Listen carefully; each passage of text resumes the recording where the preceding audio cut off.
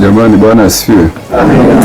Kwanza namshukuru Mungu na pende kuwakaribisheni nyote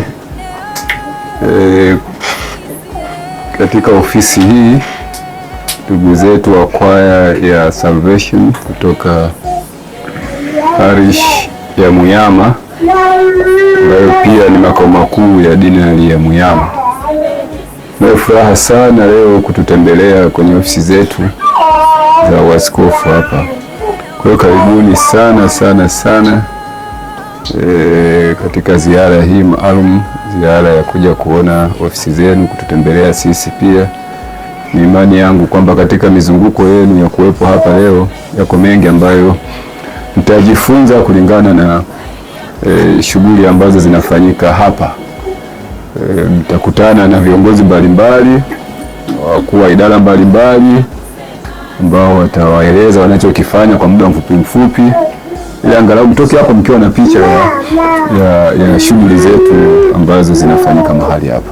Kwa hiyo ndio ofisi ya askofu kama mnavyoiona, na hapa tunakaa, tunatulia, tunaweka mipango ya kuongoza na kuendesha dayosisi yetu.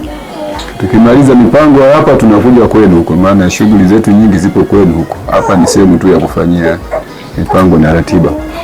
Kwa hiyo karibuni sana sana sana sana, mjisikie nyumbani na mjisikie kwamba mpo pamoja na viongozi wenu ambao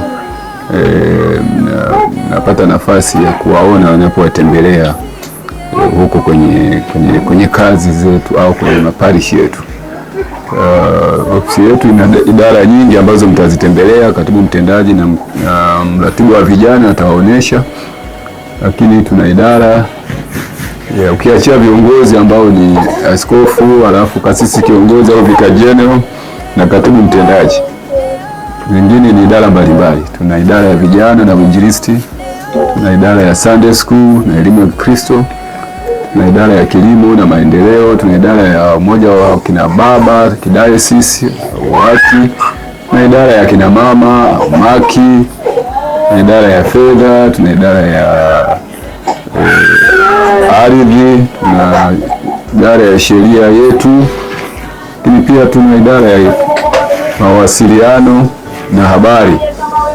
Hizo zote ziko hapa na zingine ambazo pengine sijazitaja, lakini hizo zote zinapatikana mahali hapa. Kwa hiyo karibuni sana, na kama tulivyowaambia, dayosisi yetu tangu ilipoanzishwa mwaka 1966 mpaka sasa imeongozwa ama imekuwa na maaskofu 4. Askofu wetu wa kwanza ni askofu marehemu Musa Kahurananga. Askofu wetu wa pili alikuwa ni askofu Dr. Gerald Mpango. Askofu wetu wa tatu ni askofu Sadoki Makaya mstaafu. Kahurananga na Mpango tayari walishaitwa mbinguni. Makaya yupo Kigoma baada ya kustaafu, na mimi nimechukua nafasi hiyo kuendeleza kazi ya Mungu katika uaskofu huu. Dayosisi ya St. Tanganyika ni miongoni mwa madayosisi 28 yanayounda jimbo letu la kanisa la Anglikana Tanzania. Kwa hivyo kila mnapokwenda huko na kule, kiona madayosisi mengine, mjue tunaunga pamoja. Jimbo letu ni moja. Popote mtakapoenda, ukienda Dar es Salaam, ukienda Tanga, ukienda Mbeya, ukienda Arusha, ukienda wapi, wote tunakutana na wote tunajulikana Waanglikana wa Tanzania. Kwa hiyo ninyi mjisikie fahari popote mtakapokwenda kuitwa Waanglikana, na msijione vibaya kujitambulisha hivyo kwamba sisi ni Anglican kutoka Kigoma ama dayosisi ya Weseni Tanganyika. Kwa hiyo Mungu awabariki. Mimi nimefurahi sana kuja kwenu. Kwa hiyo Mungu awabariki na karibuni sana.